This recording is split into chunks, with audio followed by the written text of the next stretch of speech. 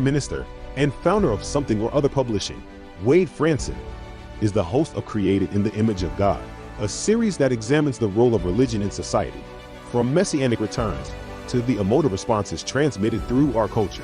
Wade fearlessly addresses reality claims from all directions, objectively exploring their compatibility with Holy Scripture. Joining him is Daniel Sanderson, CEO of Planksiv, an international philosophy and cultural media outlet, helping emerging thought leaders with personal branding by co-creating organic content. Tonight's episode, Archaeology and the Independent Investigation of the Truth. Good evening, everyone, and welcome to Created in the Image of God. I'm your host, Wade Fransson. Tonight, we have a very special show, one that I've been looking forward to for some time.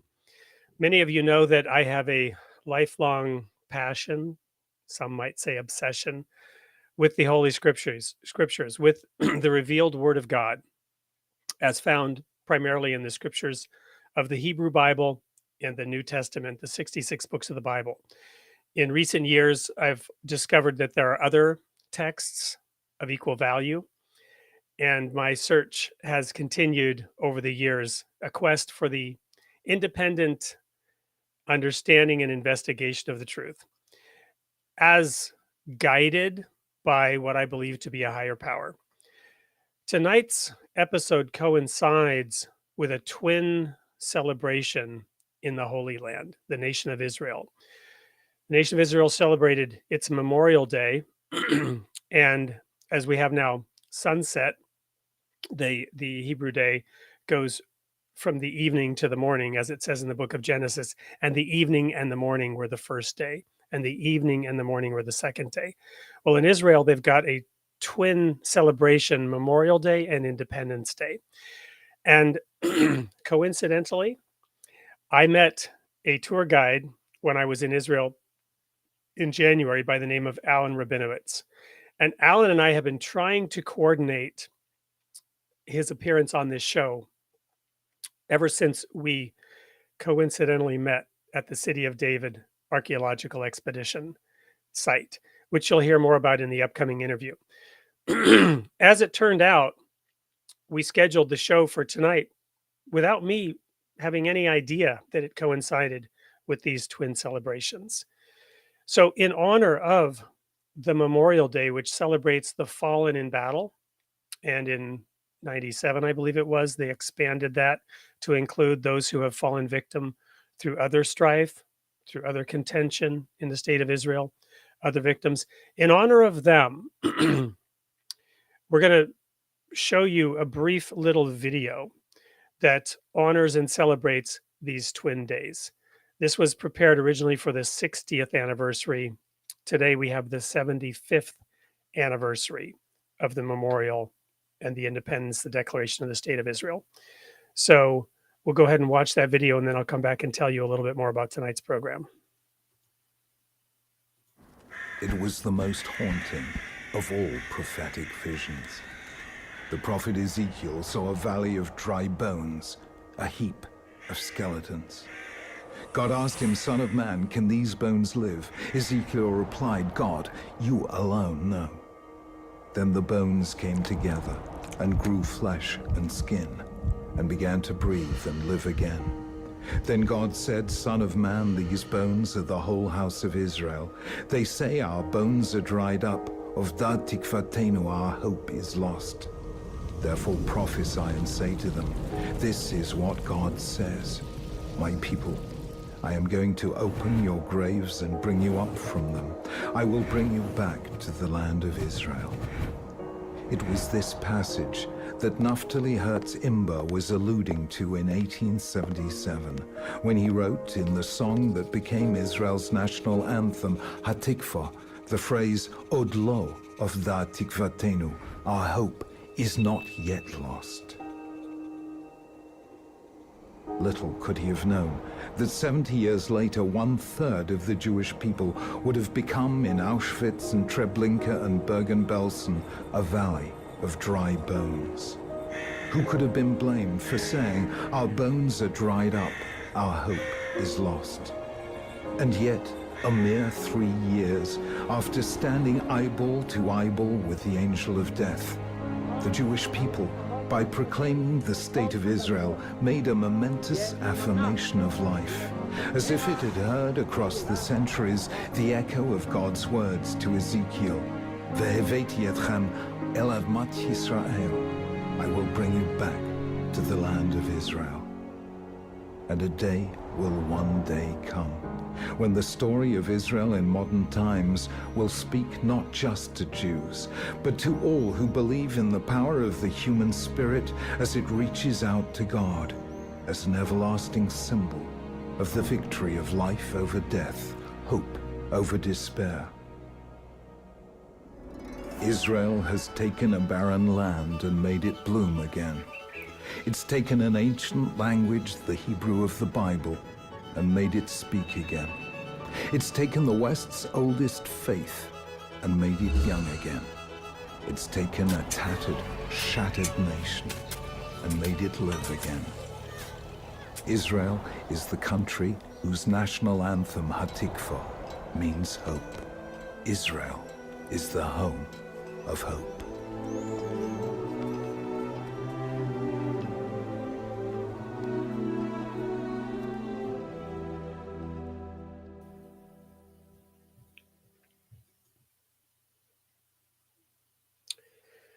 Quite a memorable, striking little presentation. I'd like to add a couple of personal reflections. One is that I actually, at one point in my life, moved to Germany. I spent 10 years there. While there, I had the opportunity to visit Dachau a number of times, which is one of those concentration camps. I got to experience firsthand the Vergangenheitsbewältigung, the efforts to deal with the past that the German people had in the wake of their involvement in the events that we've just seen reflected in that little video. I'm also have been aware for many decades, partly because of my undergraduate degree in theology, the unit that I did on biblical archaeology, and the time I spent at the City of David Archaeological Expedition and subsequent trips to Israel, that they have in fact resurrected the language. That Hebrew was basically a dead language, not spoken. And the Jews had been scattered in the, over the centuries around the world, and a concerted effort was made to resurrect that language by the Jewish people in the Holy Land. Those are just a few of the highlights that lie behind the reality, the powerful reality of that little video. So I could go on and say much more, but I have had the opportunity to do a pre-recorded interview with Allan Rabinowitz, as I mentioned, an Israeli tour guide that I encountered at the City of David Archaeological Park when I was there in January with my family. And when we connected and I shared with him that I'd been there, his brother-in-law had been on the dig the same time that I was many, many years ago. And we had this instant connection, and we've since been trying to coordinate this. So we were able to pre-record it. Of course, Israel's in a different time zone.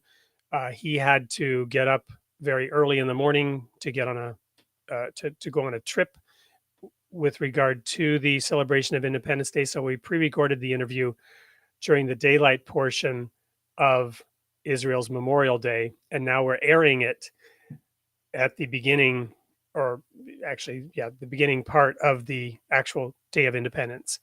So I'll just go ahead now and share that video. We'll have a few breaks for commercials throughout, but I want to encourage those of you in the audience to post your comments, to share, to like, to invite others. And we will be, again, giving away a copy of a book, in this case, my book, The People of the Sign, to the person with the most interesting comment for tonight. So please do engage, even though this is a pre-recorded show, and we will also be engaging with your comments as we go through tonight's presentation. So sit back and enjoy, which is what I'll be doing as well. Allan, welcome to the Created in the Image of God show. We've been working on pulling this off for some time, and coincidentally, here we are meeting on the 75th anniversary of Independence Day in Israel. Well, it's actually still Memorial Day. We juxtapose together Memorial Day, which is very sad and somber, from evening to evening. And this evening, it will transition from sadness to ecstatic joy. Well, that's interesting. So unpack that a little bit for me and our audience. I hadn't realized that distinction. So a Yeah. moment on the difference between memorial and independence. Okay. Well, first of all, I'll say just very briefly that the reason we do the holidays and the festivals, even secular festivals, from evening to evening is basically because of the religion, in which in the Jewish religion, the festivals go from evening to evening, and that is traced right back to Genesis. And there was evening and there was morning, the first day, and so forth, including the Sabbath. So the Sabbath goes from evening to evening, and all Jewish holidays, Rosh Hashanah, Yom Kippur, Passover, they all start in the evening, and that has passed over to other holidays such as Independence Day and Memorial Day, or I should put it the other way around, Memorial Day and Independence Day. And what that does, the evening entry into a holiday in general, not just for these 2 days, but in general, it allows you to move into the mood of the day when you're fully awake. It's not like you go to bed at night, you wake up in the morning and it's a special day. You move into that transition in full awareness, such as from the secular to the holy day of Sabbath. You move from that secular feeling to that holy feeling with a ceremonial transition. And in a sense, the same is true here, where Memorial Day is really Memorial Day. I know that it is for many people in the United States, but also for many people, it's a vacation day. It's a day for sales, whereas here, things are subdued. Cafes and restaurants are closed. The military cemeteries, unfortunately, are full. We went to a play last night, which was based on some terrible terrorist attacks that had taken place. So it is extremely somber. Sirens sound in the evening and in the morning, and the whole country stops during the time of those sirens. And then there is this very powerful transition when it's time to say goodbye to that, and it's time to move into full celebration. And it's like jumping into a fresh spring or something, from one to the other. It's a very deep feeling to move from one to the other, and juxtaposing the different sides of life, which of course we all experience. Well, as you talk about that, I'm reminded of a number of Bible verses about the pain of childbearing and the analogy that can be drawn about the birth of a nation and one's sorrow being turned into joy and gladness. Yeah, that's right. That's right. I'm used to it in Hebrew. It's hard for me to translate into English. Sowing in sadness and reaping in joy. Yeah, it comes directly from the Psalms. And unfortunately, the creation of this country, which is celebrating 75 years, was forged in struggle with a lot of sadness. Well, thank you for sharing that at the opening here. I want to now transition into your origin story. We'll come back to the story of Israel. We'll talk a little bit about its relationship to the United States, comparing our two nations, their age, their birth, their circumstances. But I want to know a little bit more and share with our audience your origin story. And by that, I mean, where do you come from? Even the months and years leading up to your arrival on this planet. What were the circumstances of your arrival? Okay.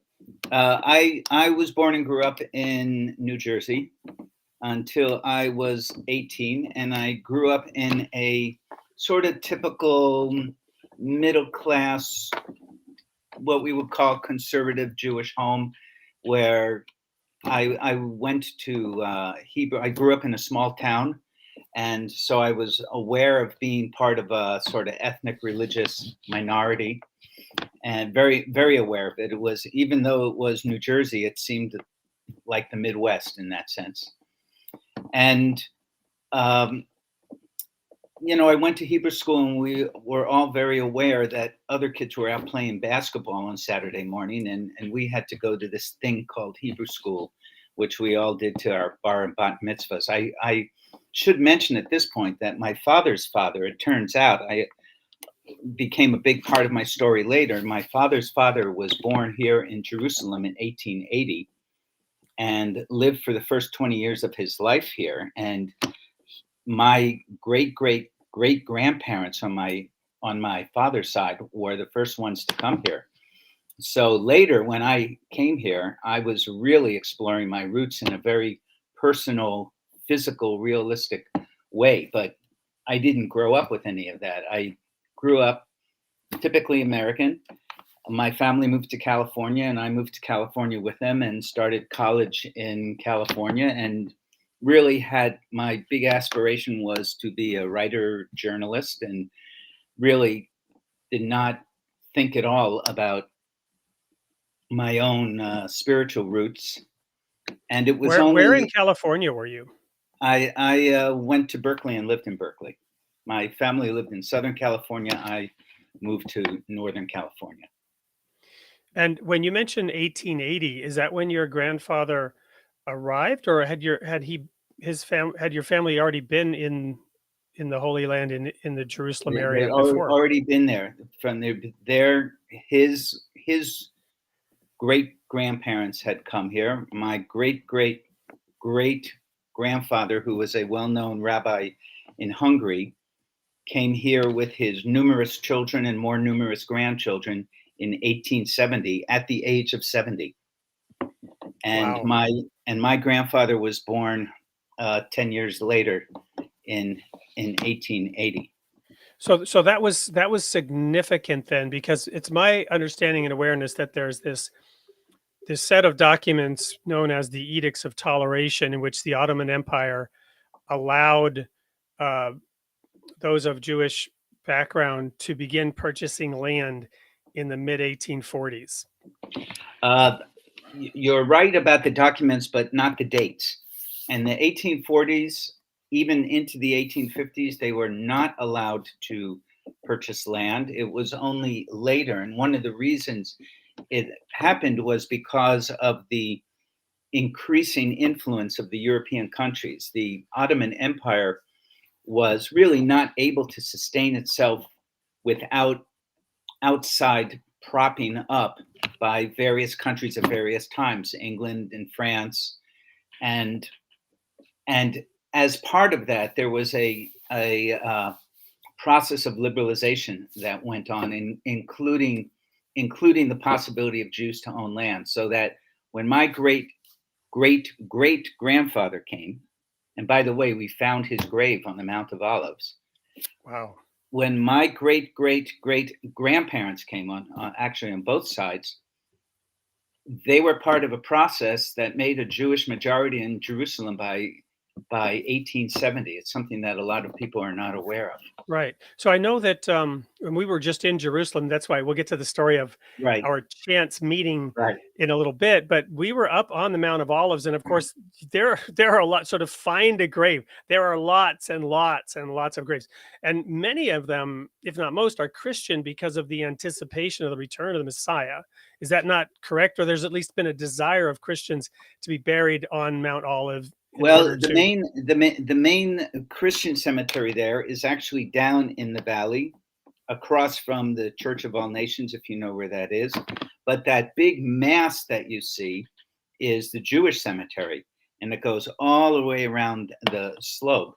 But there was sort of a parallel yearning, this idea of being picked up by some spiritual force on the way that's going to the area of the temple, is something you see in early biblical belief, going back to Zechariah the prophet, Zechariah 14, where the Mount of Olives is going to split in two. And that's one of the reasons why so many Jews wanted to be buried there. And then it's something that became paralleled in Christianity as well, with the last appearance of Jesus on the Mount of Olives. So it's an interesting, and there's a Muslim component to it also, that people will go through the sort of the gates of justice going to that spot. So it's interesting the parallels between the different traditions. Wonderful. So then, we're going all over the place already. That's good. No, it's wonderful. I mean, it's such a joy talking with you. So, but at some point, those early aspirations of writing and journalism, I know we'll get to that as well, because you have written and published a novel, I believe. We'll get to that. But along the way, well, maybe now is the time to sort of set that stage. So in 1981, I was studying theology and a unit on biblical archaeology. It wasn't my focus or even a minor, but I did a unit on that, and studying ancient Israel was part of our theological curriculum. And the reason being that I was quite familiar with what you were sharing about the Sabbath and the day beginning at sunset. The evening and the morning were the first day. The evening and the morning were the second day from Genesis. Right. Because growing up, for part of my childhood, I was in a religious group that was celebrating Jewish holy days and celebrating the Sabbath, even though we were Christian. And this was the degree that I was obtaining. And so we had an intense interest in ancient Israel. And I traveled to Israel in 1981 to participate in the City of David Archaeological expedition. Fast forward many years, and I took my family there to see the archaeological park that has grown around this initial pile of dirt and rubble that was being investigated back in 1981 under the late Dr. Shiloh. And lo and behold, you and I connected at the City of David Archaeological Park, where you are a guide. So tell us a little bit about where that interest came. You mentioned perhaps your grandfather. What are the reasons for your interest in biblical archaeology, and what led you to become a guide there? Let me mention first that I'm a guide licensed and educated by the Ministry of Tourism for the entire country. I just happen to be bringing people to the City of David, and I love the City of David, and it's maybe my favorite place in the whole country. But I'm not specifically, I don't work at the City of David. I'm not a guide for the City of David. They do have specific guides. I guide all around the country. But being a Jerusalem-based guide, I go there a lot, and I go there as much as I can. The way, if anybody had told me that I would be a guide in Israel, I wouldn't have even known that such a thing exists. As I said, I was in Berkeley, California, and after that, I went into journalism, and I got a journalism job in Denver, Colorado, which I loved very much, a wonderful city, and I still have a couple of close friends there. And about 2.5 years into that, I was feeling angst and confusion, and where did I want to go, and so forth. And I quit my job and wandered through Europe for 6 months. Injured myself in Greece, and when my injury healed, I figured that's the end. I'm going back to the States, and I flew to Amsterdam, where I had a friend. I went to the Anne Frank house and spent the next 2 weeks sitting in a Jewish bookstore on the same canal as the Anne Frank house, the Prinsengracht. And then I turned around and came to Israel. And so I never made it back to the States. And I thought I would be here for 6 months, and I ended up being here for 3 years. And during that period, I'm giving this is all leading to it. During that period, I first started out on a kibbutz, like a lot of people do, and I went to a Hebrew course on a kibbutz. And then I lived for 9 months in the Kabbalistic city of Tzfat. And then I decided it was time to confront my Jewish heritage. And I came to Jerusalem with a friend of mine and entered a program of Jewish study. And after that, I could not get enough of this place. I just had to go deeper and deeper and deeper. And one day I woke up and said it was time to immigrate. And I walked in and became an immigrant. If anyone had told me that, I could not have believed it. And then shortly afterwards, I met my wife. So it all worked out. So, and we went back to the States for a while and came back. And at that point, I needed to make a living. And English journalism, as you can guess, is very narrow here. There aren't too many possibilities. And I learned about guiding, and I applied for it and got into the course and realized this is just fantastic. This was made for me. I got to learn history, which I loved. I majored in and loved. Walk around the country, which I loved hiking. Meet people from all over the world. Be immersed in Bible. It was just the perfect combination. And that's how I became a guide. And then ironically, once I had a field guiding and knowledge of the country, then I actually ended up writing a travel column for the Jerusalem Post, which I had not been able to enter before. I had not been able to knock through that wall beforehand, but suddenly I was able to do it.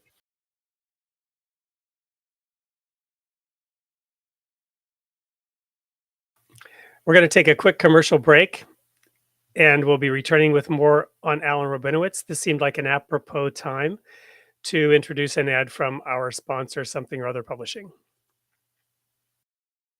And welcome to Something or Other Publishing, or as our friends like to call us, SOUP.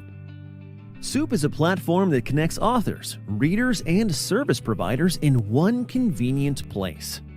Choose SOUP if you're an author with a great book idea and you're looking for a publisher offering hands-on coaching and some of the best royalties in the business. Or if you're a reader who enjoys engaging with celebrated and emerging authors. We already have over 3,000 of them, and more are joining every day. You can even win free books by voting on their book ideas. Or maybe you're a service provider and you're looking to engage with over 3,000 authors. We're here to help. So whether you're an author, a reader, or a service provider, you're in the right place at SOUP. Contact us at help@soupllc.com to learn more.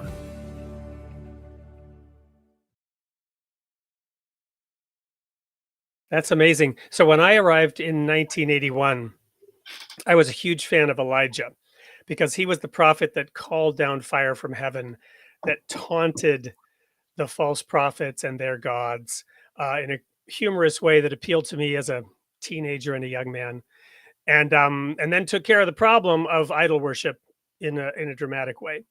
But then he also found himself hiding in a cave with the rulership of the nation of he was in Israel, not in Judah, right? So the northern kingdom, Israel, Right. seeking his life, and him having an encounter with God that sort of changed his view of God. Even though he was the prophet who was worshiping the true God, turns out he didn't really know the true God either, based on that cave experience. So I had all this swirling through my head as I arrived on the shores of Haifa and then visited Elijah's cave and saw this sign about the sacred nature, the holy nature of that mountain, of that cave for Eretz Israel. So I want to talk for a moment about the founding of that nation and the city of David, because when I was there, I sat down and listened to you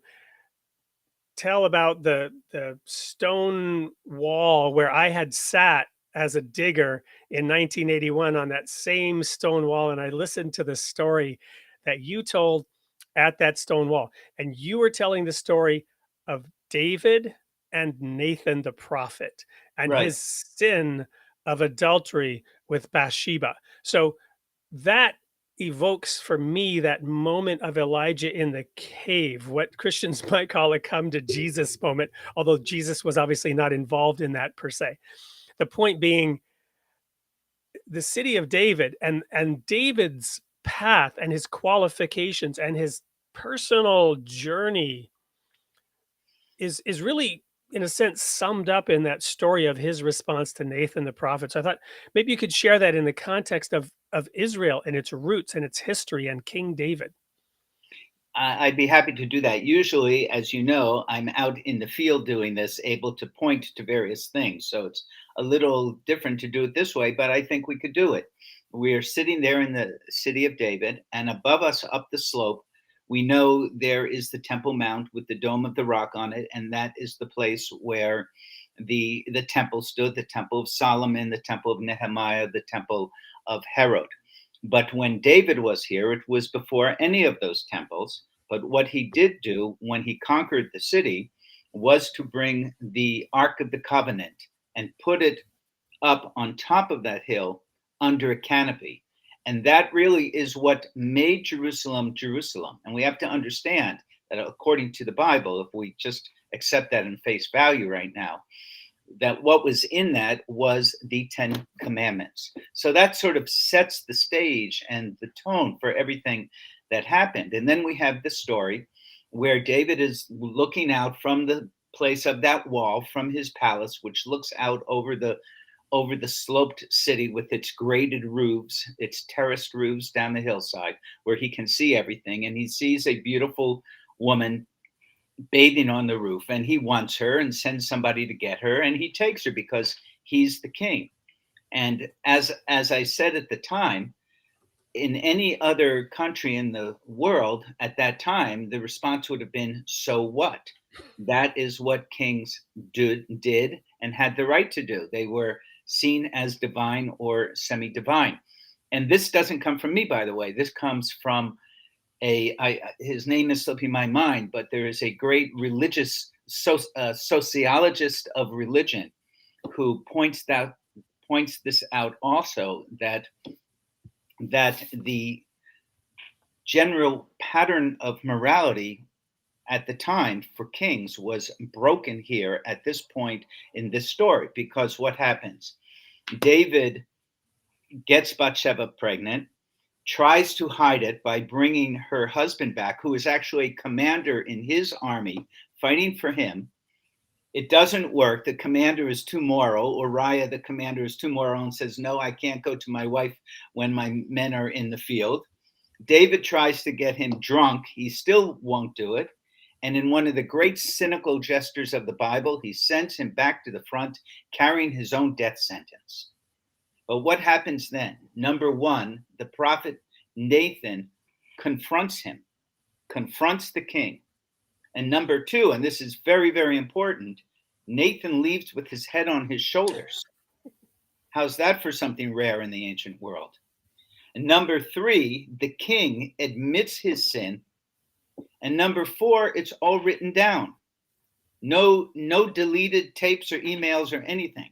It's all written down for everyone to see.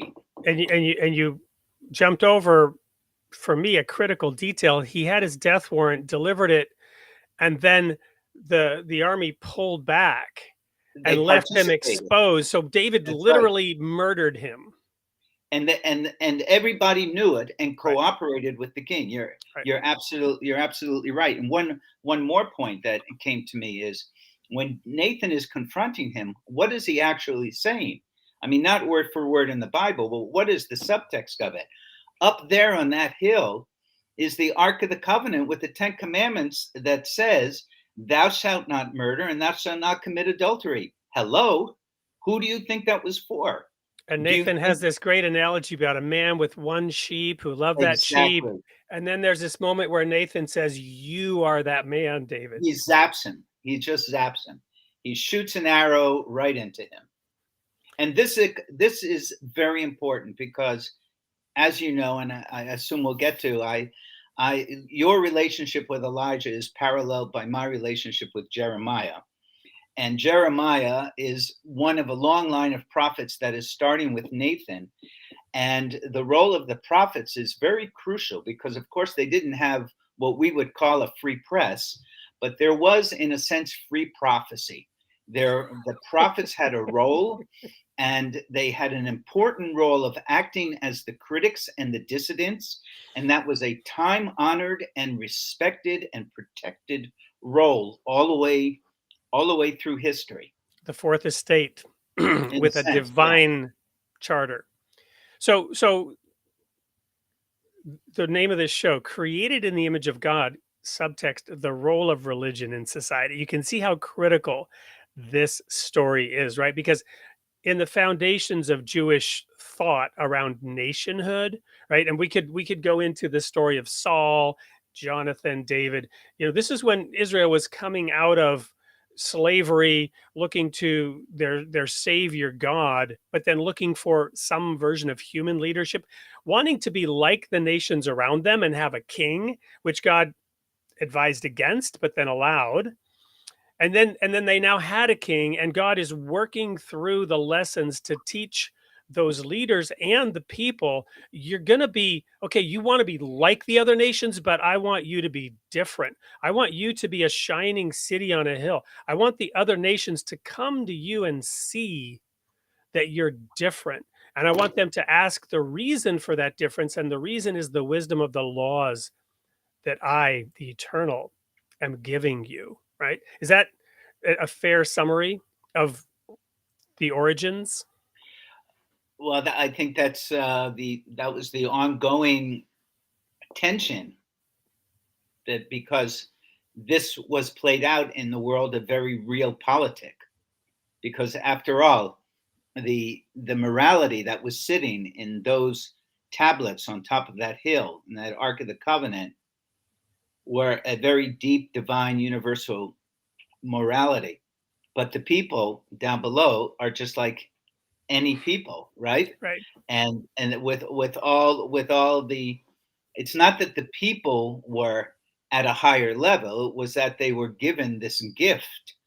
And so you might say that the inner core of the history for the next several hundred years is the struggle between that moral core and the very real struggles for power that you find everywhere at every time in history. Yep. And so fast forward, we have Fast forward. the establishment of the United States of America. And it's founded on the Judeo-Christian, whatever word we want to add, principles, history, ideologies.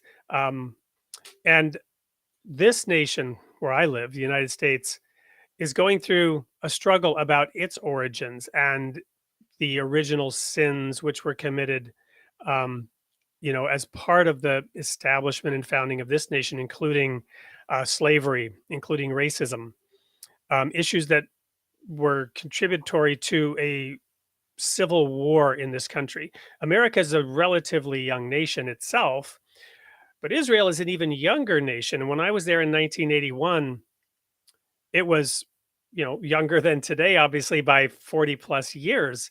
Right. So there's like a compression, right, of the journey that the Israeli nation state is going through with that rich history going back many thousands of years, and an even more direct connection to that history than, let's say, America, founded on Judeo-Christian principles. And Israel has gone through a transition as a nation. So the role of religion in society is front and center in Israel, in a way that, yes, in America as well, but even more intense in Israel.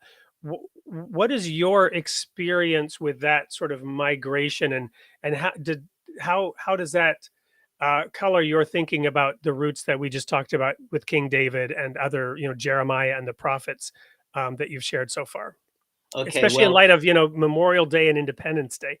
Big, broad question, but yeah, I think you've managed to cover a couple of thousand years with that. So I'm going to let my answer wander within that, perfect. because it's extremely general. I think I can only speak to my own personal experience in that. First of all, I never expected to leave America. I love America.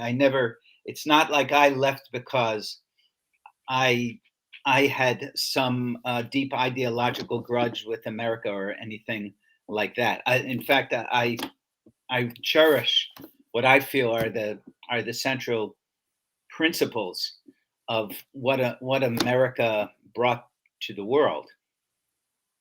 At the same time, I felt coming here I felt, and this is where the personal and you might say the national blend, I felt that my fate here really made a difference. It something that took time.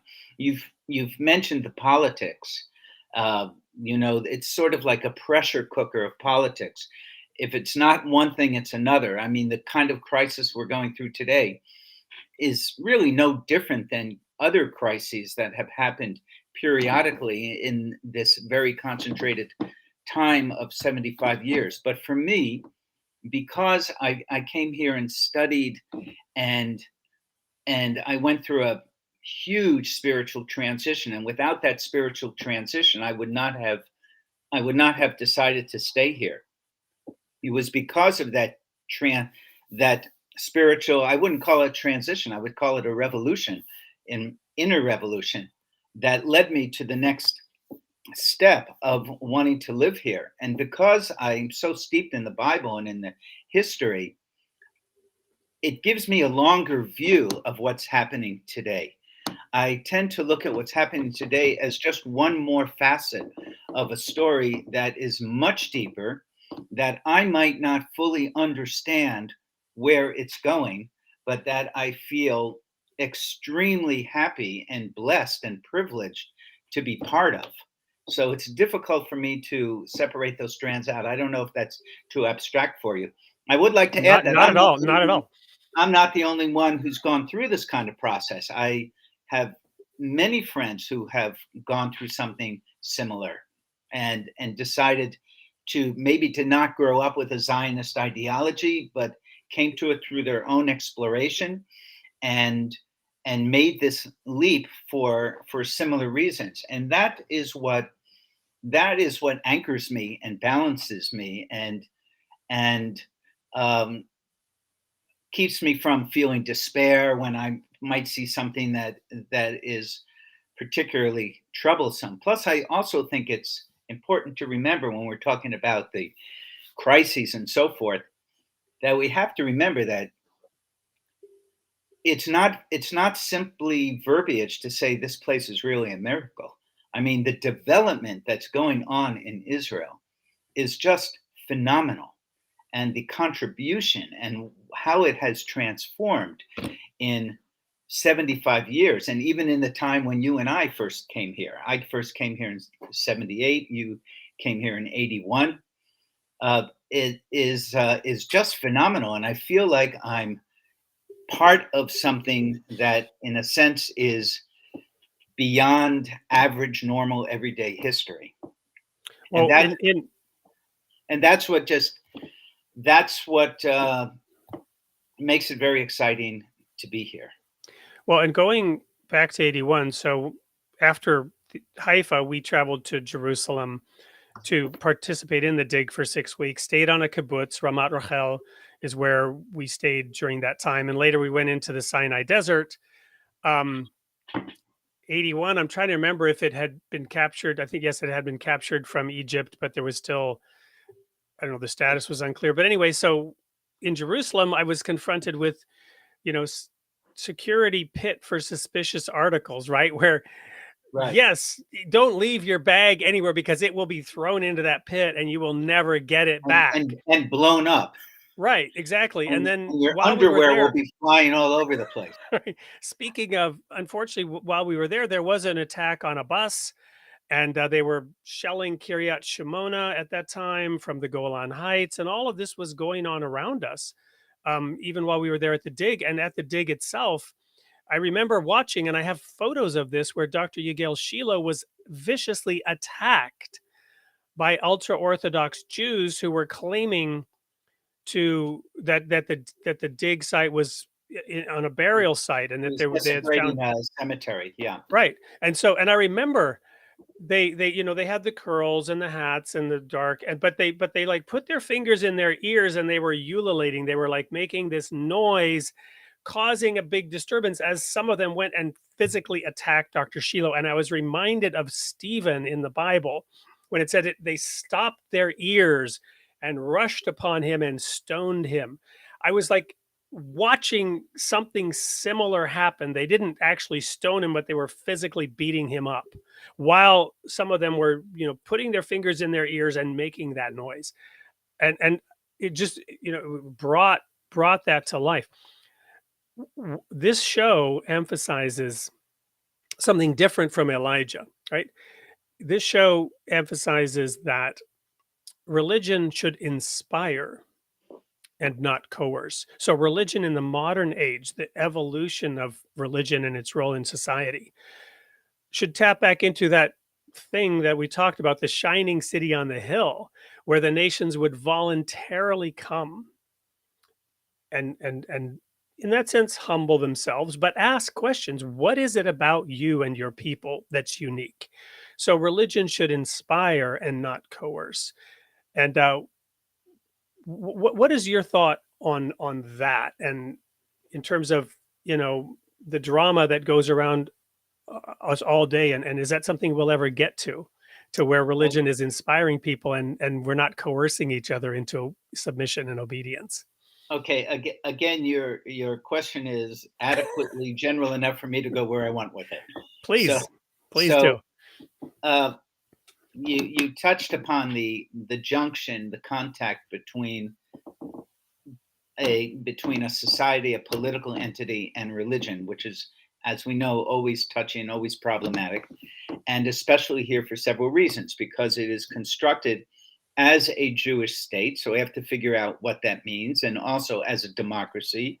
So there's an intent, there's a built-in tension between that balance that's always trying to be worked out, and also because of the particular political system that we have, which is a legislative democracy rather than what we have in the United States. So it depends on coalitions and so forth. You have this mixing of religious political parties who are part of the government, and that's part of what is playing out right now, and that can be problematic, and it can cause a lot of tensions, political tensions, doubled up on religious tensions. And the people that you are talking about, who we will characterize loosely as ultra-Orthodox, they stand out because physically they have a very different appearance, and for some people this is sort of the stereotypical view of what a Jew is, and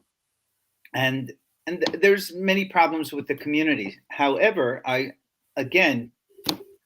like to take the longer view in several aspects. One is that historically, these people have had an incredibly important role, because in societies where Judaism and Jewish communities were physically and socially and culturally and in every sense under real threat and pressure of destruction, they are what held it together.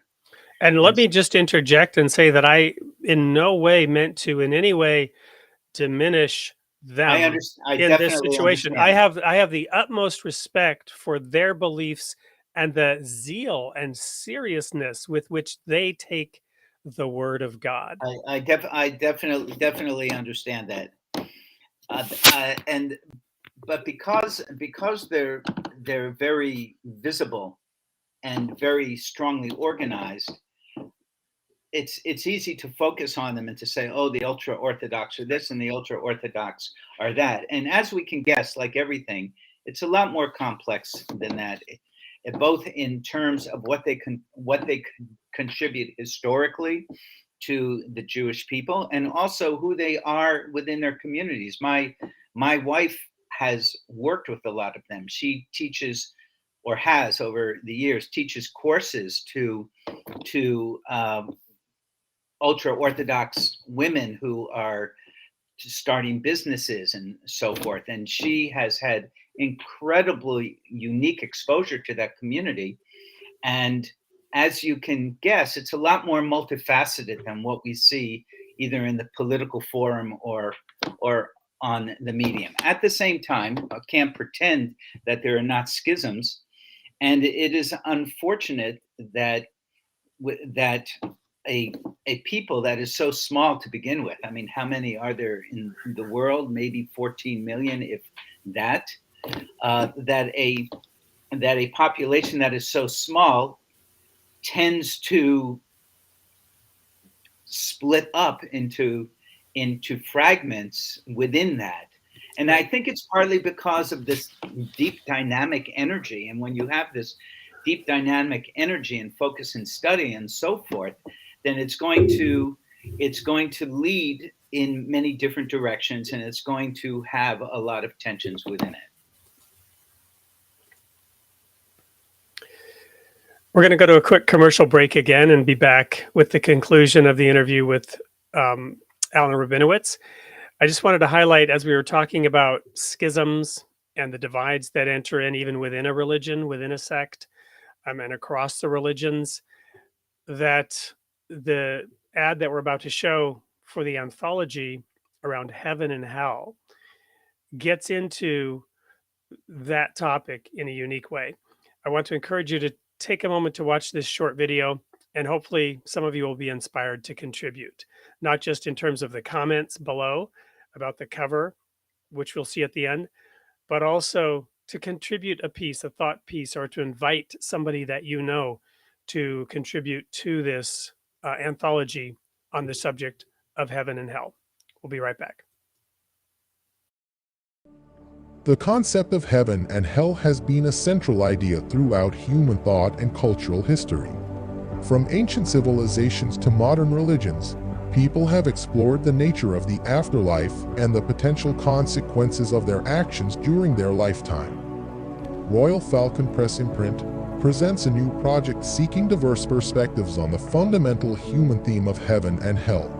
Our goal is to create an anthology that provides readers with a rich and nuanced exploration of heaven and hell throughout human history, inviting writers to draw from a wide range of sources and authors, including religious texts such as the Bible and the Quran, philosophical treatises like Plato's Republic, and modern works like Neil Gaiman's The Sandman series, or Mitchell Baum's The 5 People You Meet in Heaven. We would love to have your input on the final cover for this thrilling new endeavor. Choose your favorite among these options and let us know your pick in the comments.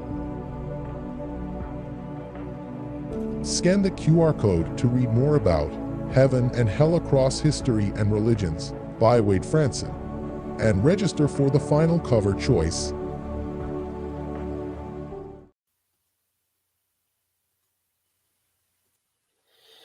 One of Wonderful. the things, let me just jump for a moment. One of the things you find in Jerusalem, in all of the 3 religions, is that sometimes the gaps and the squabbles and the oppositions within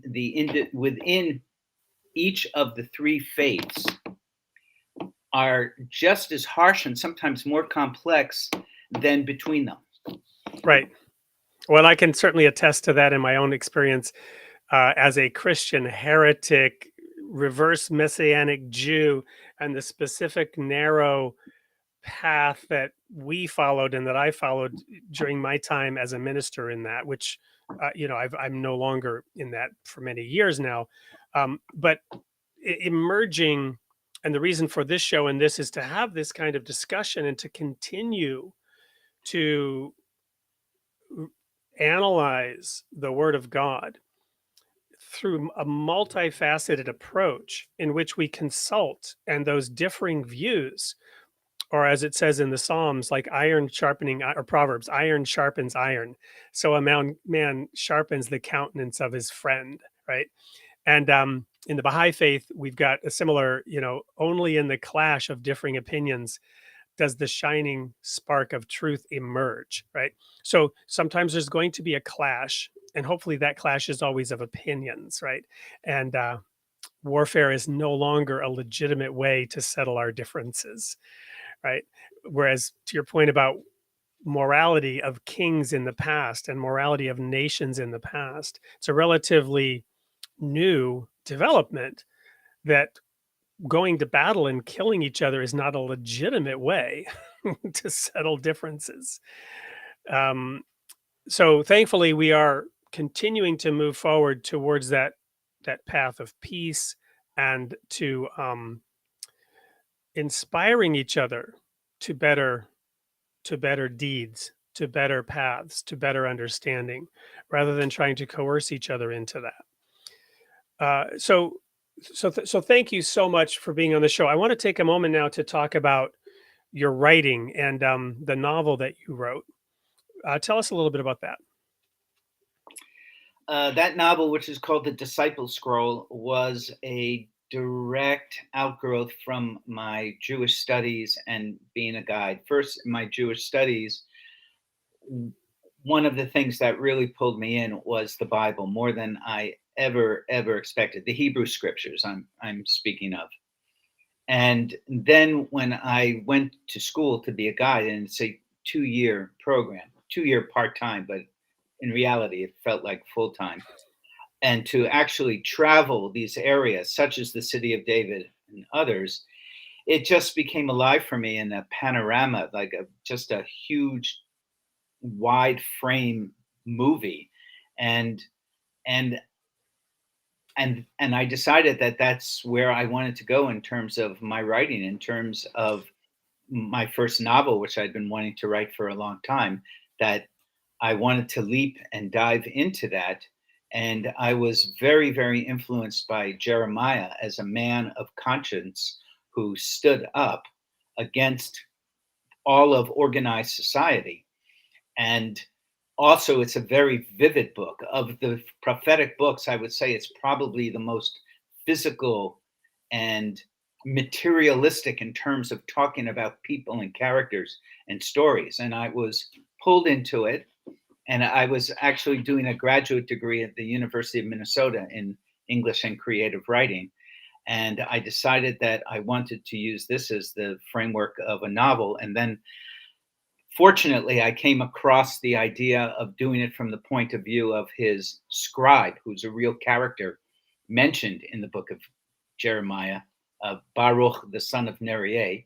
And I wrote it as a memoir, in a sense, as a journal, a story told by Baruch, trying to tell his own family about his life with this prophet Jeremiah.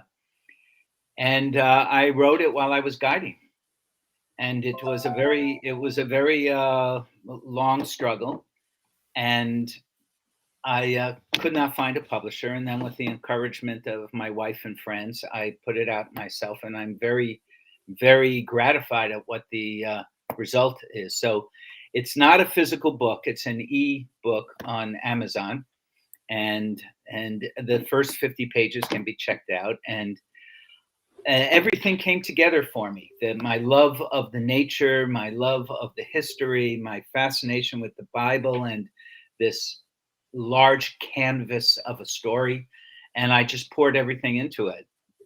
And I would have liked it to be picked up by a publishing company and be interviewed on Oprah Winfrey and all that, but it didn't happen, and who knows what will be in the future.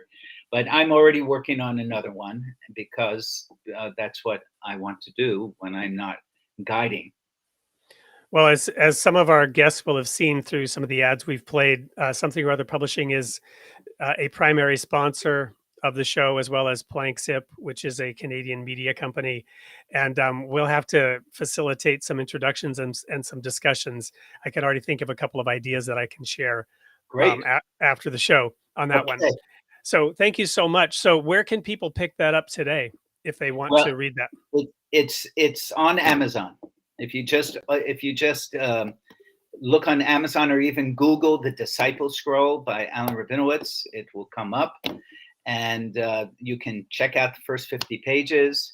It's not very expensive. I wanted it to be read, so I purposely kept the price really low. We'll see if we can create a QR code and display it during the show so people can download it and access it right there. So Allan, I think I've gone through most of the questions that I had for you, but what did we miss? What do you want to share with the audience, or what's next for you? Well, if I'm allowed to say this, I would like to say that I would like to urge whoever is listening to your show to ignore the headlines of the media and come to Israel and experience for yourself whatever your own religious background is. It will, as you know, it transforms lives. Even people who come as tourists, they think they're tourists, but they're really pilgrims.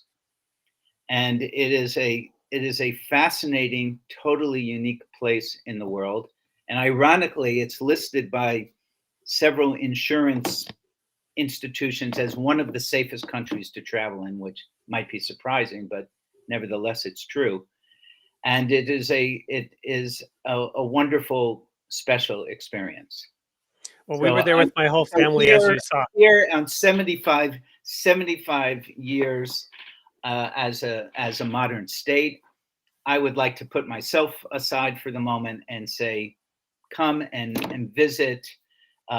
It will be a turning point experience for you.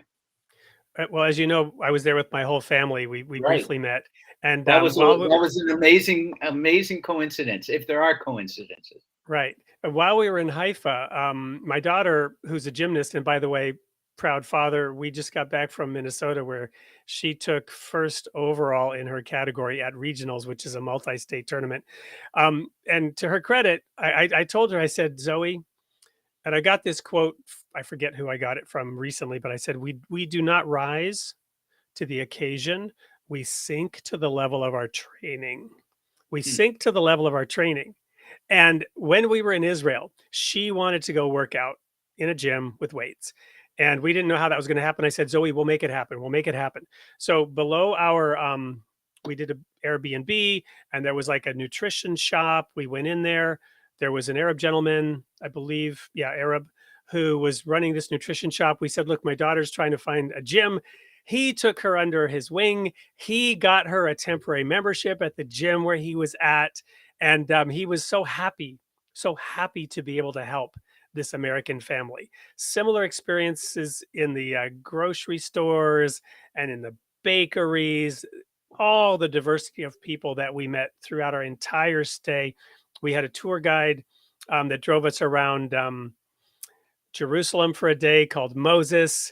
One wonders about going with a tour guide taxi driver called Moses about getting lost, but he found it easy to get us to where we needed to be. We had our car.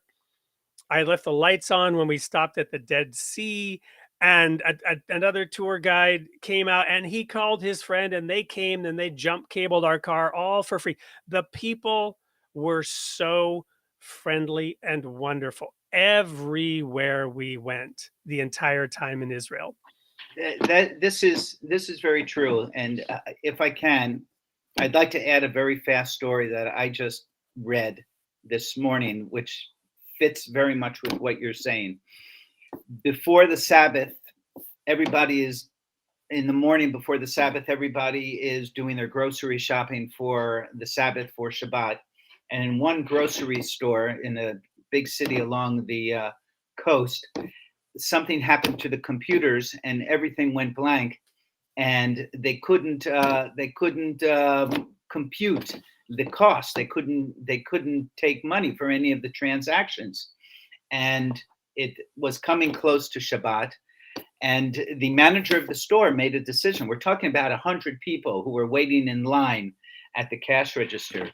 And he said, take your food, go for Shabbat, and come back and pay after Shabbat. And virtually everybody did. And they did not lose any money. We're talking about 100 people who made a point of coming back and paying what they owed. Wow. I think in the context of we don't rise to the occasion. That's a very special story, I think. Yeah. We don't rise to the occasion. We sink to the level of our training. Religion is about providing a path, in my opinion, for that training, for inculcating it into our daily way of life. We won't get it perfect, our understanding of the holy texts will be imperfect, but as we seek to practice, to put into action those divine messages, those divine inputs, to your point about kings of the past and David that we talked about, each of us individually can and should be a little bit more like King David, willing to take ourselves into account and to improve. Right. It's like Nathan was saying, like, what is represented by that thing up on the hill? It's not just a cultic object. What does it represent? And that's what we all strive for. Allan, thank you so much for your time. We will absolutely invite you back. Your fading, your video is fading a little bit. The connection, the Independence Day must be coming closer, where sorrow is turned into joy. We wish you a wonderful Independence Day. This show will actually be airing later during Independence Day in Israel at 8:00 Central Time tonight. This is pre-recorded. Wonderful. Thank you, Wade. It's been a joy. Mazel tov, all the best. We hope to see you again soon. Thank you. Bye.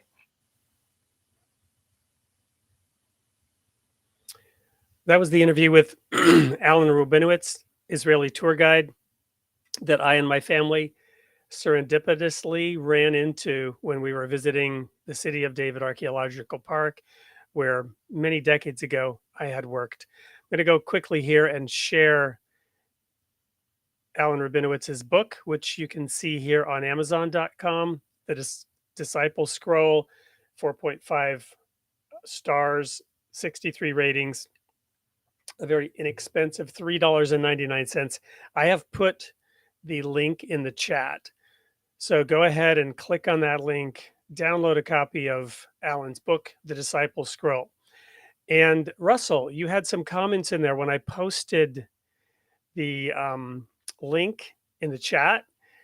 It said something went wrong and told me to reload the page. I clicked reload and you disappeared. Your comments disappeared. Come back, Russell. All is forgiven. I didn't purposefully vaporize your comments, which were perhaps somewhat critical of religion and the followers of religion or the teachers of religion. We'd love to have you jump back in and share some of the comments. It looks like perhaps our co-host Dan Sanderson is able to access some of those quotes and share them. Let's bring Dan on screen as well. There he is. Dan, having had the chance to, like the audience, watch that interview, what pearls of wisdom, what reactions, what thoughts do you have to share about tonight's sessions? And you're on mute. You're speechless. You're speechless. Yeah, I mean, it's almost it's like the secular guy in me is the one that's speechless. So I feel like I don't. In one hand, I could say that I don't have what you and Allan share, but I think fundamentally I do. I think it's not. I think it's in everybody, and I think. That's what's contagious, and he feels like a very inspired man, a very centered human being, and I could sense that energy between the two of you in the recorded interview. A lot of excitement from yourself, especially that moment when the story of the King David, being brought to justice by his community. I thought that was really powerful. I could feel that swell inside your voice. Like it felt the pointing of the finger. That felt very, very powerful, right? J'accuse. But the only time that you want to be able to accuse, when you know that with every fiber of your being that's not allowed by anybody on the planet. Well, it's interesting because that story, I'm very familiar with that story, as you could tell. And when I sat down as a member of the audience in front of the built wall there at the City of David to just listen to Allan while he was a tour guide, I kind of crashed. And there's several stories I could tell about the group that he was taking from Canada, by the way. And there's a story there that I don't know if you and I talked about this, but I'm off track already. So as I sat down in the audience and listened to him, and he began to tell about the story of David, what's exciting to me about that story isn't the fact that justice was served, which is great. Justice should be served. We all love justice. Justice, social justice, certainly a theme today. What has always been exciting to me about that story is David's repentance. The fact that a powerful king acknowledged and repented and was forgiven and continued to rule. However, there were consequences. There were divine consequences. There were social consequences. The nation as a whole suffered as a result of the consequences. Perhaps one reason for the later progression and the emphasis on forgiveness that comes with the next dispensation with Jesus. And it's not, and this is my view, it's not that everything was changed. It's not that Jesus changed everything, in my opinion. It's that Jesus brought other things to the foreground. And by definition, when you bring things to the foreground, other things must, ergo, therefore, recede into the background. It doesn't mean that those things are not important. It doesn't mean that those things are not still foundational. But by virtue of drawing one's attention to different aspects, one moves one's attention away from those other aspects. And so the lesson of King David is not one of revolution. It's one of evolution, perhaps. It's one of course correction. The definition of sin, one definition of sin is missing the mark. It's like you take an arrow and you shoot it at a bullseye and you don't hit the bullseye. It doesn't mean you miss the target entirely. And the next time you take another shot and maybe you're going to do a little better. Today, so often, that whole accountability thing, they want to completely destroy another human being, right? Eye for an eye, tooth for a tooth, restitution, reparations. Many of these concepts, when taken to an extreme, are more destructive than the original. And the power of forgiveness and overcoming sin together, rather than elevating oneself into the seat of power and authority and moral judgment and moral superiority. All of that is really evoked to me by the story of David and David's repentance. Nothing can really wash away what he did entirely. And like I said, there were consequences. And yet repentance holds out that promise of complete washing away, of getting rid of the stench that cannot be gotten rid of. Restitution of a human being. And David is celebrated as a result of that. Well, I mean, two things come to mind when you bring that up. I was driving back thinking about that story, and I had heard it before, as I told you, but I thought, what about the poor woman? I mean, her life is absolutely destroyed. Maybe. I mean, maybe not completely, but... Well, the woman was the father of David's child, Solomon, right? The woman... And it's interesting, and there are these fractals in the Bible, and yes, I get extremely excited about it. I see the fingerprints of God all over it, but you've got Eve, and you've got the curse, right? What was the curse? In sorrow shall you bring forth your children. The birth of Israel, the the evoking the day of memorial followed by the day of independence and establishing the nation. A nation that was born in a day is another prophecy. The joy, the pain of childbirth, delivering the child. Well, the curse for Eve was, I will put enmity between you and the serpent, and he shall bruise your heel, and you shall bruise his head. And then in pain you shall give childbirth, and then you have her delivering the firstborn son Cain, who kills the secondborn son Abel, right? And so her childbirth was not just painful.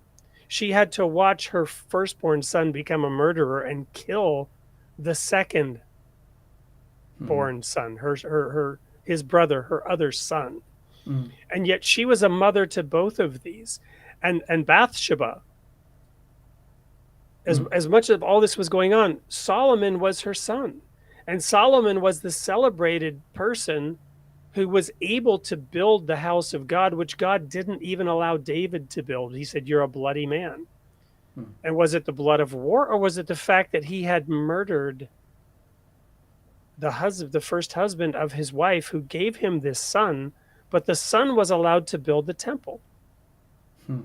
And Solomon was celebrated in that he was given, the story of the genie and the wishes. Solomon was given a wish from God, and Solomon asked for wisdom. He didn't ask for riches or power. He asked for wisdom. So, there's all these sort of swirl of things and ideas and fractal patterns in terms of the stories in the Bible. And so I'm way off on a million tangents here when you mention her as a mother, but she gave birth to the son of promise. Solomon was the son of promise who was able to build the temple. Is there anything written in Scripture about Solomon, or any wisdom? That's where I like to focus. Is there any wisdom about Solomon, knowing who his biological father was and the circumstances around that? I mean, what do the Scriptures say about that? That's a great question. I've actually not reflected on that, and I'm not aware of any. There was strife in David's family, right? The other son, Absalom, I don't know if you know the story of Absalom, who betrayed his father and stole the hearts of Israel away from David. And David was actually at war with his son, and Absalom met a tragic fate in which he was fleeing, and he ended up hanging himself when his hair got caught in a tree. But yeah, I'd like to.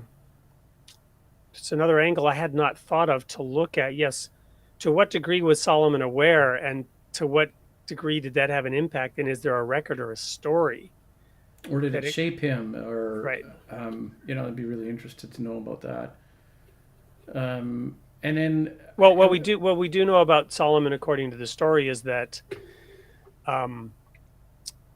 he fell victim to his father's tendency, and he went to extreme excess. He had 300 wives and 700 concubines, and that these women, or his desire for these women, drew him away from worship and focus on the divine and on God.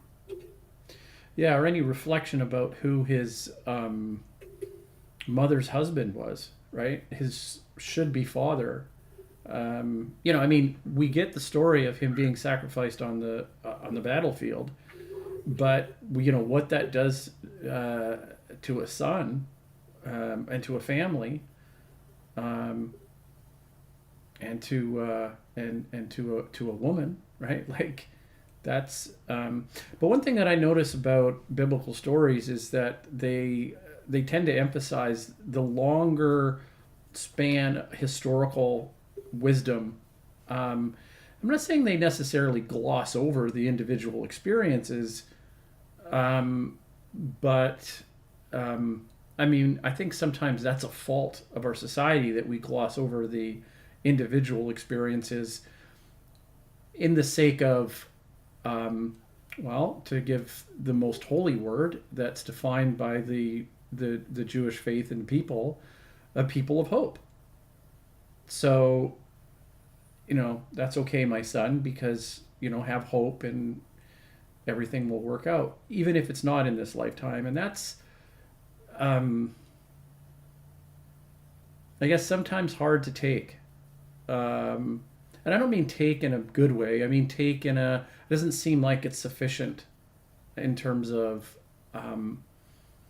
a totality of all-knowing wisdom.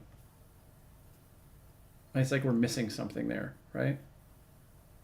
I think a total, complete wisdom would embody both of the time scales, both the experience and the longer time scales of history.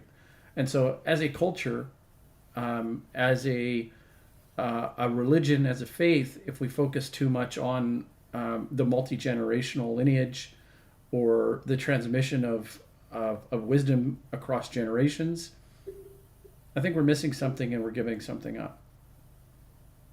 And I think it's worth talking about. Yeah, there was a comment that Russell gave earlier. I don't know if you still have access to it. It's not in my feed.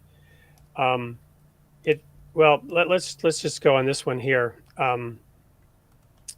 Christians pass by with audacious boasting, having zero quality control, convinced we are all God's children of the highest God. Well, so I understand where Russell is coming from here, but the whole point of tonight's show, the guts of it, the meat of it, says the opposite, right? Zero quality control.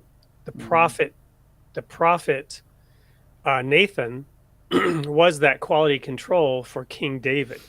Now, King David wasn't a Christian, right? But in the general context of what Russell is saying, he was, right? He was a theocratic leader. He was a religious leader, and the prophet held him accountable. And the idea that Jesus was crucified for our sins, the whole purpose and the whole intent is to hold ourselves accountable, to recognize that my behavior caused that death. Because of what I did, Jesus had to die. My Savior had to die because of what I did. It doesn't get any more quality control than that. So, Russell, I would have to say I pretty much fundamentally disagree with you, even though I understand where you're coming from. I get what you're saying, but you seem to be missing the entire point of Christianity and religion. As a Baha'i, I'm a Baha'i. The Baha'i faith has a quote that says, we must take ourselves into account every night. Every night we must take ourselves into account, for you know not when, and I'm mangling the quote now, but you know not when your days on earth will come to an end. You may not wake up. So you had better take yourself into account before you go to sleep. Where's the equivalent of that outside of religion, right? Where's the equivalent of such a divine judgment to where you will meet your maker, and you may meet your maker before you awake, and he may ask you, as David Byrne sang in Once in a Lifetime, my God, what have I done? This is not my beautiful house. This is not my beautiful wife, right? Maybe that's the cry of King David, right? David Byrne meets Leonard Cohen, hallelujah, King David, right? My God, what have I done? Where is the equivalent of that outside of religion? So I'm not saying that anyone who doesn't have religion can't get there or doesn't get there. I am not remotely setting myself up above that. But I'm saying that from the perspective where I come from and those who are sincere about their religion, this is utter nonsense, the zero quality control part. Yeah. Now, let me just add this whole idea of consultation, which I've frequently referred to and what we're trying to do on this show, which invites other people and treats them with respect and says, your opinion and God in you, whether you recognize it or not, I see God in you, and you, namaste, your face to mine has something to contribute. You're mirroring back something divine that I must pay attention to. So again, the idea of zero quality control is utter nonsense to me and my religious practice, my beliefs. Here's another one from him. I don't know if you saw this one. Christians lure some, but insult others in public, as if those condemned to voting as a quality control, there's quality control again, would have any desire for leadership with one foot in Fantasyland. So, I mean, he's pulling quotes right out of, or not quotes, but thoughts right out of the Atheist Handbook, really. And yeah, because I don't even understand what that last quote means. I mean, okay, fine. I don't get the connection. Those condemned to voting as a quality control. Well, we're all, I mean, whether you have religion or not, voting condemned. Well, I don't get the concept of condemned to voting as a quality control. Is it that religious folks see the non-religious as being condemned to voting as a quality control because Jesus said, my kingdom is not of this world. Therefore, I can say, look, I don't care because this isn't my world. You know, when Jesus returns, he will create a new world. I don't understand the context of what Russell is saying here. Perhaps you can enlighten me. No, I mean, I guess the point that I really would like to break it down and look at it word for word, but it's hard on comments, right? It's really hard because there's several different ways that you can take the comment and you're not really sure that you're grabbing the essence of what he's trying to say. But I will say that I think I have the essence of what he's trying to say, and he's pulling it out of an Atheist Handbook. And the problem with that, and I would like to say that I also come from a similar background. I've never on this show declared that I am a person of faith. I am of secular faith, despite the contradiction and however that may sound. I do believe in the good. I do believe that we can be good, and everything that Wade says, this mimesis force that he sees when he talks about divinity, he sees a goodness in me reflecting back at him. And that's how we actually interact and grow together, is that we see that self-similarity. And that is the essence of people working together in a relationship of good, okay? And so that's your starting point. That's where we all have to understand that there's no value to the comment of what you're trying to say. Okay, there's zero value. If your starting point is to say, I'm going to give you the benefit I'm going to give you the benefit of the good, the benefit of the doubt that what you're going to do is we're going to work together in some sort of mutually beneficial way that is for some sort of greater good, then we have something to talk about. Right, but if you're going to say because you're a Christian, you're a fool, because you as a Christian are calling other people fools. Well, where's the wisdom in it? Where's the pot? Where's the pot? Where's the pan calling who black? It's just, come on. And the wisdom is, I always say this. It's easy for me, in a sense. Where's the wisdom in it? And secular man to secular man, societies that have religious tolerance prosper. They do better than societies that have persecute for religious beliefs.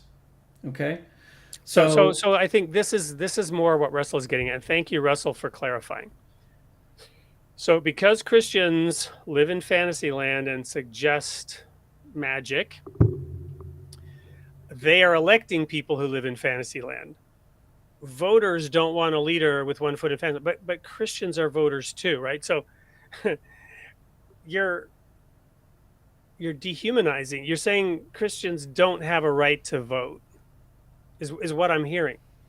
Because Christians have some beliefs that you consider to be foolish, you want to what?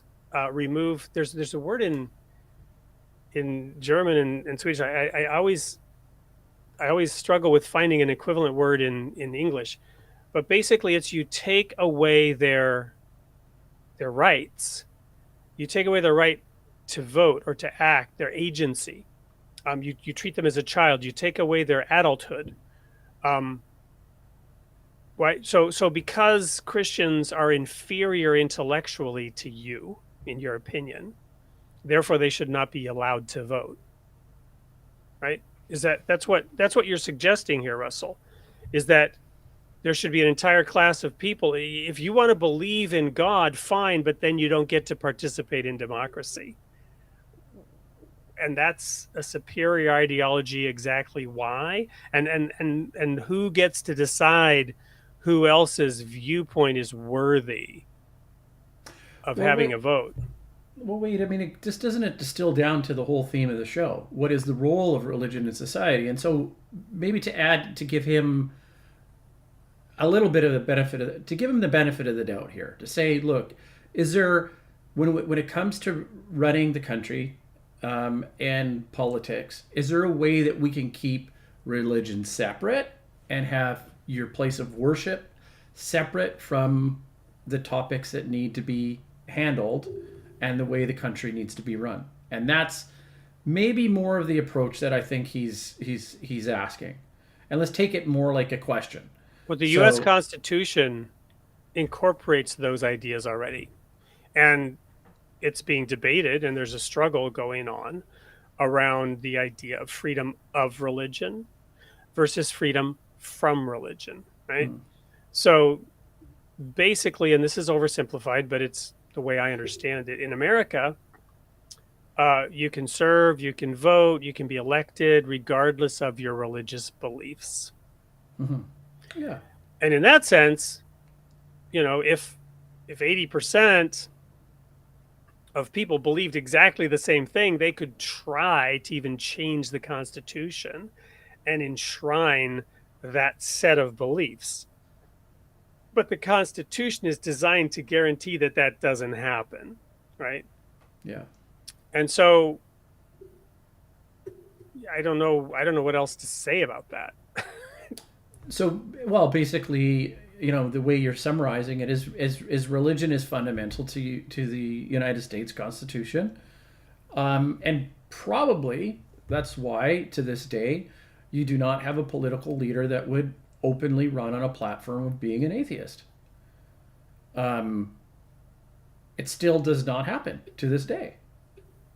Well, but just like we had a black president, that was something that was deemed not possible. We didn't end up with a woman president, so that might be something that's deemed not possible. But we do have a black female vice president now. So, how far are we away from having an atheist president? It's not that it couldn't happen. It's that it hasn't happened. There are also other types of presidents we haven't had. I mean, I guess at one point it was felt that we couldn't have a Catholic president, right? But wasn't Kennedy a Catholic? So all of these, things like that are not prohibited by the Constitution, right? Yeah. You can dislike the fact that we haven't had an atheist president yet, but I don't know what that really means. I don't know what we gain concretely from having an atheist president. Well, the reason why I don't like the word atheist is that it sounds anti-good. It sounds like atheist to me sounds like, just a different word, and I'll say that word. Well, no, but I could say a secular, right? A good secular. So what would a secular president bring that we haven't had in this president or that president, right? I don't know. Right. I don't know. It depends on the We'll person see. and their. We'll see when it happens, and then what was it? We had Alex Kolodner on here, and what was his first quote? He quoted Sowell, was it? Who said, "There's no solution, only compromises," or something like that. Remember when he started on artificial intelligence? That was his opening quote. you're Compromises choosing or a series of trade-offs. It was from trade-offs. Thomas Sowell, and that's a brilliant quote. Yeah, I Right. really like that one. Yeah. It's just a matter of trade-offs, right? And pick your poison is what I like to say. Pick your poison.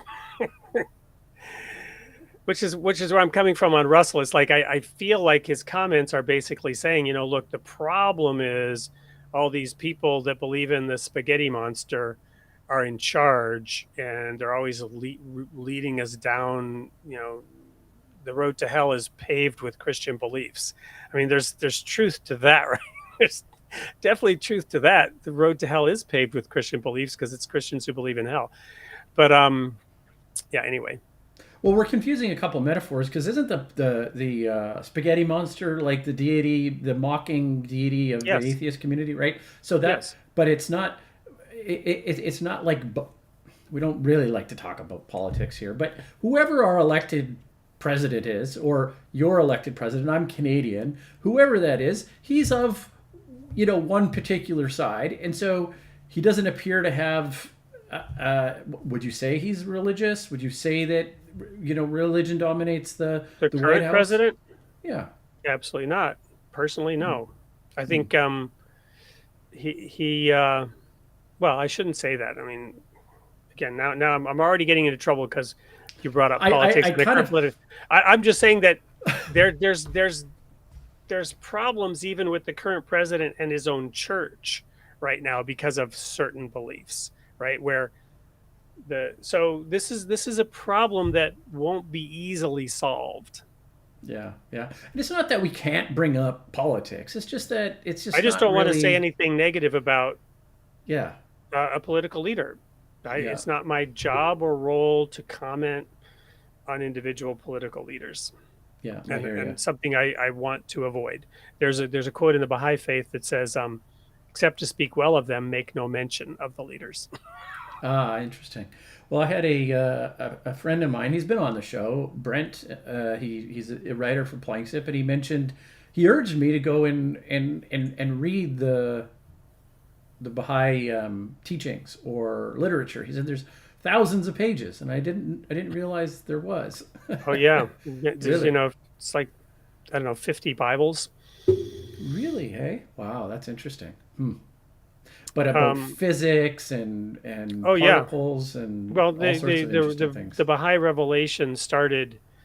Well, the Baha'i era revelation started in 1844.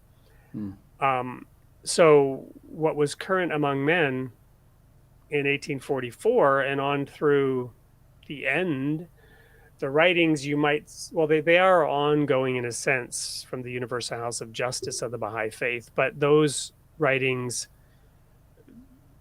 give direction and clarify there's no new revelation, and nothing they say or do can contradict the prior revelation. So in the Baha'i understanding, it will be at least 1,000 years, let's say from 1863. I'm not trying to be too specific, but 1,000 years from 1863, anytime after that, we can have another manifestation of God who can bring an updated revelation and course correction that will be necessary at that time.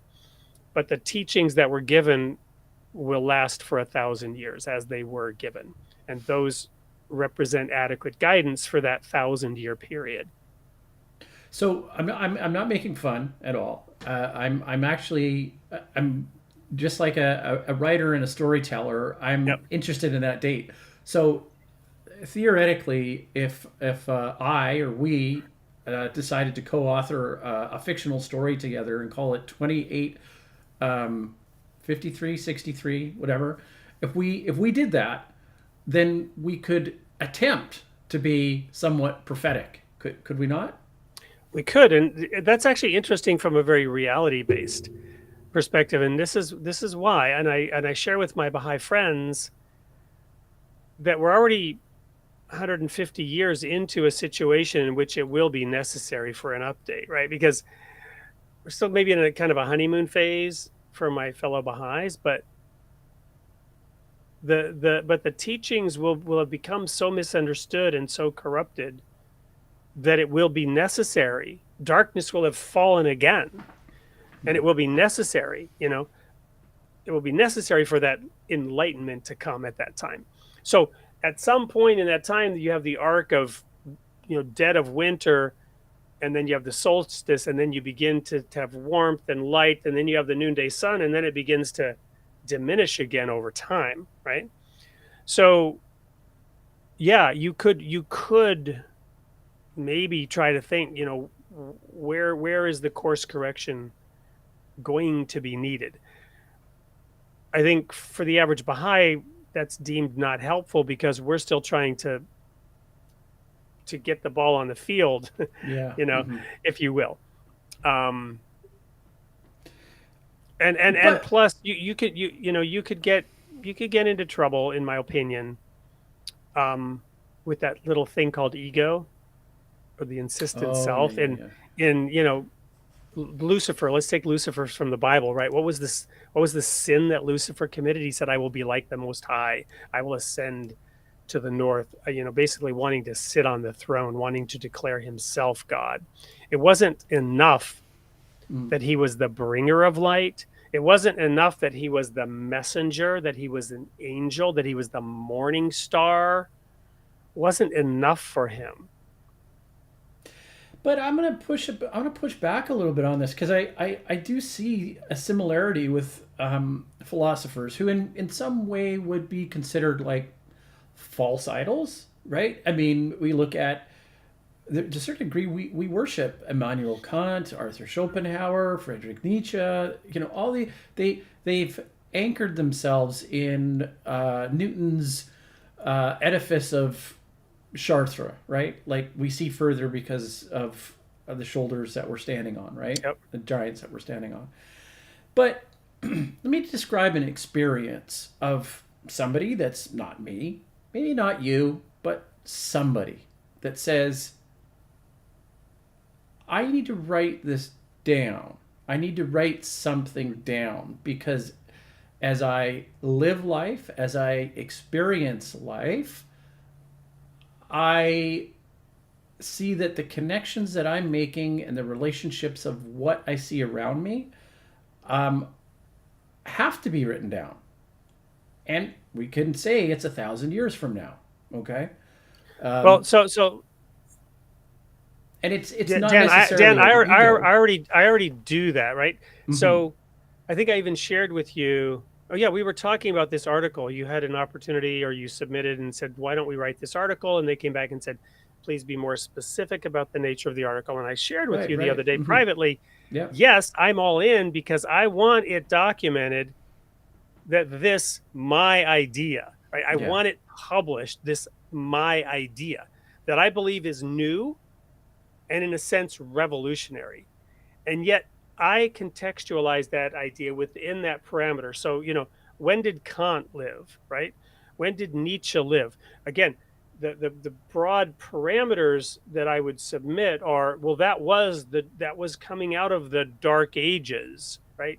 And the Dark Ages obviously were far distant in history, but that was the emergence of this new revelation. They weren't creating the waves, they were catching the waves, right? The issue came when they believed, right? And Icarus is another good example. They came close enough to the sun that it melted the wax in their wings. They forgot that they couldn't really fly. Oh, Icarus is great as an example. I've tried to articulate this about. I do want to come back to this. I will. I'll suspend this because I think you're right. Actually, no. I'm gonna zero in on that, because as you write this, as you articulate it, and I want to talk and I want to focus on your experience of it. You try your best to just articulate it and to formulate the theory or the idea. Okay, and in that process, in that birthing process, there's no ego in that. You haven't given enough room to think about what that potential is, and you're not doing it for that potential because you can't do it for that potential. You're looking at that and you're saying, this needs to be written down, right? This needs to be communicated. It needs to be articulated. It needs to be brought into life. Yep. And that is the beauty of the creative mind that I think not all of us have, right? Not all of us have an idea. I remember sitting with a group of philosophers, and I said, do you guys know what an idea is? To come up with a new novel idea, one that would be relevant for the history books or relevant for something that described how we were as a human as humans? Do you know how difficult that is? And if you try and have it derive from some sort of extrapolation of ego, you're defeated before you even start.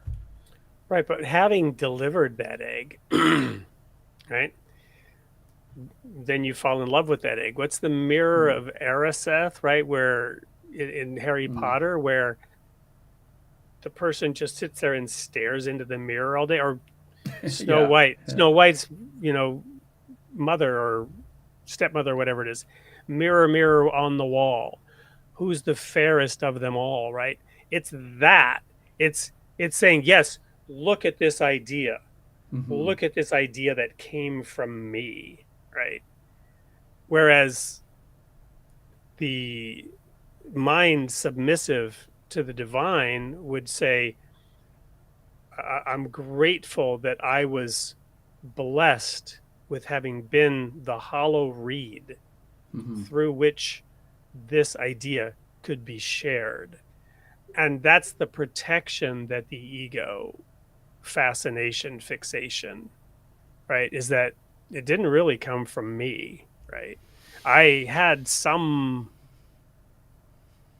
role in it for sure. Again, or what I use that analogy. You could talk about muses, right. Muses or artist inspiration. I don't want to lose any secular audience, right, that may come across this and think, the idea is that an artist inspiration, whether you're, divine. Actually, I should say the ancient Greeks used to describe divinity as just something different because they didn't have the context of an Abrahamic God.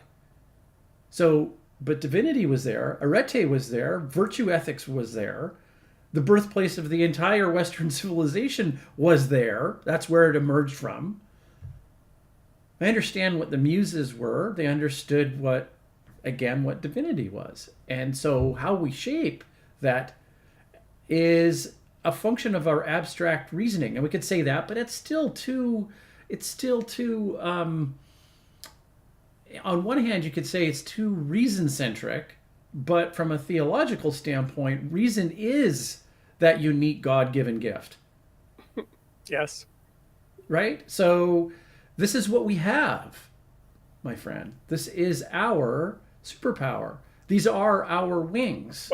Well, I think, and we'll end with this because part of me is getting a little bit of the heebie-jeebies now as I look at the time and I'm like, whatever this conversation is, which I'm very, very much enjoying, to imagine or to fantasize that this is of interest to anybody else to continue the live recording. I'll continue this with you offline, and I'm really looking forward to engaging with it. But I would leave it with this thought that is now actually escaping me as I digressed about and got out of the flow of the. Let me help you. Okay, it's a free form association. Let's see if we can yank this one out of the abyss. Yeah. And so it's the absence of ego, but the presence of something angelic, divinity, the birthing process. Well, the reasoning, human reasoning, and the God-given gift. Oh yes. So here's the thought.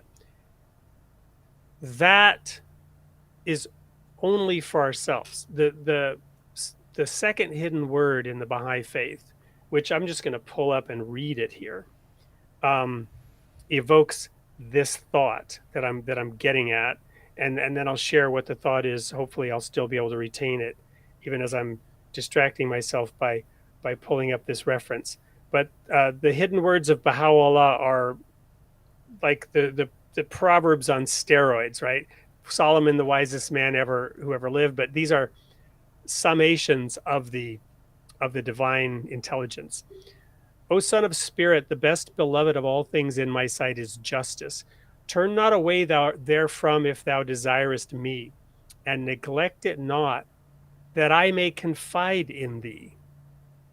So the pursuit of justice, that law that David, the Ark of the Covenant that David brought into Jerusalem and put up on the hill, the focus on true justice allows God to confide in us. Neglect it not, that I may confide in thee. By its aid thou shalt see with thine own eyes, and not through the eyes of others. The subtext of this show tonight was the independent investigation of the truth. We didn't dive deeply into that, perhaps on a future show with Allan. But by its aid thou shalt see with thine own eyes, and not through the eyes of others, and shalt know of thine own knowledge, and not through the knowledge of thy neighbor. Ponder this in thy heart, how it behooveth thee to be. Verily, justice is my gift to thee, and the sign of my loving kindness. Set it then before thine eyes. There's so much in this, but the thing I wanted to pull out was see it with your own eyes and not through the eyes of your neighbor. Whatever that gift is, whatever that spark that comes from divine reason, the intent isn't that I become the great revealer, the great light bringer that brings this wisdom to every other human being, right? The hardest thing for God to reveal to me is the truth about myself. Yeah. The hardest thing, the reason David's story is so powerful is that when Nathan said, "You are that man," he said, "You're right." So the ego is protected when we realize whatever this insight is, what am I doing about it? Or to quote another great prophet, Paul Simon, hey, breakdowns come and breakdowns go. What are you going to do about it? That's what I'd like to know. Right? And that's the non-self. What's in it for me, right? What's in it for me spiritually? What lesson do I have to derive to become a better person? We can be very selfish when it comes to how can I be a better human being? That's perhaps the application of the ego that doesn't leave us falling Icarus-like to earth or having us staring into the mirror contemplating our own beauty. Well said. And with that, dear friends, thank you so much.